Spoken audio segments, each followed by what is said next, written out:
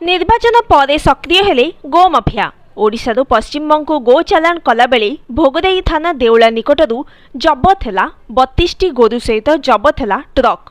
गतकाली विलंबित राति पश्चिमबंग को 32 ऊर्ध्व गोरु गोटे ट्रक रे चालाण हेउथला। देउला ठारे भारसाम्य हराई रास्ता कड़े पशि जाइथिला। एहाको स्थानीय लोके पहुंचला परे सेथिरे गोरु चालाण हेउथबा जणा पड़िथिला। खबर पाई भोगराई पुलिस गोरु बोझे गाड़ी को अटकाई सेथिरु 32 गोरु उद्धार करिछि। तेबे बारंबार एभली गो चालाण हेबा पुलिस कार्यदक्षता उपरे प्रश्न उठिछि।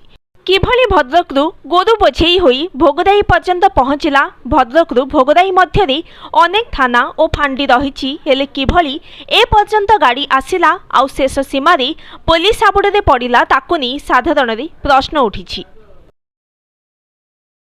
बहुत दिन पूर्व चली राति नहीं जाऊँच एठिकार जो